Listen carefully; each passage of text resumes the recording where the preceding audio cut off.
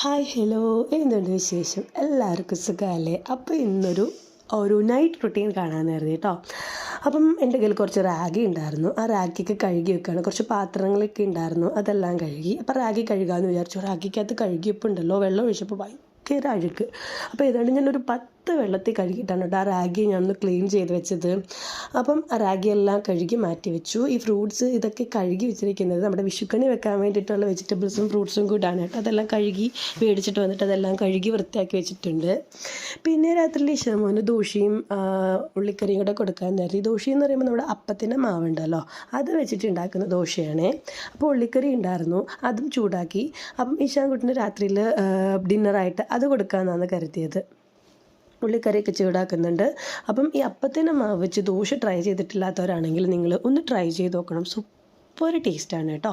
കാരണം എന്ന് വെച്ച് കഴിഞ്ഞാൽ നമ്മൾ അപ്പത്തിൽ മയമില്ലെങ്കിൽ പോലും നമ്മൾ ദോശ ചുടുമ്പോൾ അത് നല്ല സോഫ്റ്റ് ആയിരിക്കും, നല്ല ടേസ്റ്റ് ആയിരിക്കും.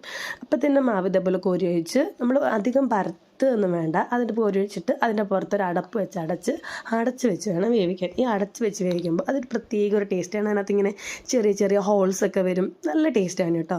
അപ്പോൾ ട്രൈ ചെയ്യാത്തവരാണെങ്കിൽ ഒന്ന് ട്രൈ ചെയ്ത് നോക്കൂ, നല്ല ടേസ്റ്റാണ്. നമുക്ക് വെറൈറ്റി ആയിട്ട് കഴിക്കാൻ കേട്ടോ. ഇത് ഒരുവിധ ആൾക്കാരൊക്കെ ഉണ്ടാക്കുന്നതായിരിക്കും, ഇല്ലാത്ത ആൾക്കാർ ട്രൈ ചെയ്യാനായിട്ടാണ് ഞാൻ പറഞ്ഞത്.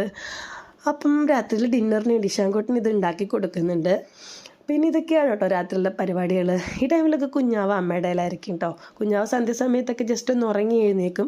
പിന്നെ അമ്മയുടെ ഇടയിൽ കുഞ്ഞാവെ കൊടുത്തിട്ടാണ് ഞാൻ ഡിന്നർ പരിപാടിയിലൊക്കെ കിടക്കുന്നത്. അപ്പോൾ ഇതാണ് നമ്മുടെ ദോശയായിട്ടുണ്ട്. അതൊക്കെ നല്ല സോഫ്റ്റാണ്, അങ്ങനെ കരിഞ്ഞൊന്നും പൊത്തില്ല, നല്ലതായിരിക്കും. ഇങ്ങനെ ചെറിയ ചെറിയ ഹോൾസൊക്കെ വരുമ്പോൾ വരും കേട്ടോ അതിനകത്ത്. അങ്ങനെ ഇഷാൻകുട്ടിൻ്റെ ഡിന്നറൊക്കെ റെഡി ആയിട്ടുണ്ട് കേട്ടോ. അപ്പം ദോശയും ഉള്ളിക്കറിയും കൂടെ അവന് കൊടുക്കുന്നുണ്ട്. അവന് ഈ ഉള്ളിക്കറിയോട് വലിയ താല്പര്യമൊന്നുമില്ല, അവന് കുറച്ച് പഞ്ചസാരയൊക്കെ മതി. പിന്നെ എൻ്റെ നിർബന്ധത്തിന് വേണ്ടിയിട്ടാണ് കേട്ടോ ഉള്ളിക്കറിയൊക്കെ കുട്ടി കഴിക്കുന്നത്. ഈ ടൈമിൽ അമ്മ വിഷുക്കണി ഒരുക്കാൻ വേണ്ടിയിട്ട് സാധനങ്ങളെല്ലാം പറക്കി വയ്ക്കുന്നുണ്ട്, അവിടെ കൊണ്ടുവച്ച് എല്ലാം പറക്കി വയ്ക്കുന്നുണ്ട് കേട്ടോ.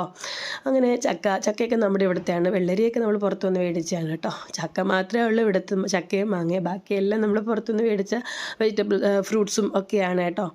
പിന്നെ മുന്തിരിയൊക്കെ എടുത്ത് വെക്കുന്നുണ്ട്.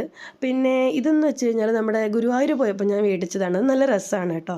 പിന്നെ എനിക്ക് രാത്രി കഴിക്കാൻ വേണ്ടി മധുരക്കിഴങ്ങ് പുഴുങ്ങിയതുണ്ടായിരുന്നു. അപ്പം ഇഷാൻ കഴിച്ച പാത്രത്തിൽ തന്നെ അതെടുത്തിട്ട് ഇച്ചിരി പായസം ഉണ്ടായിരുന്നു, അതും കഴിക്കുന്നുണ്ട് കേട്ടോ. അപ്പോൾ ഇത്രയേ ഉള്ളൂ, ബായ്.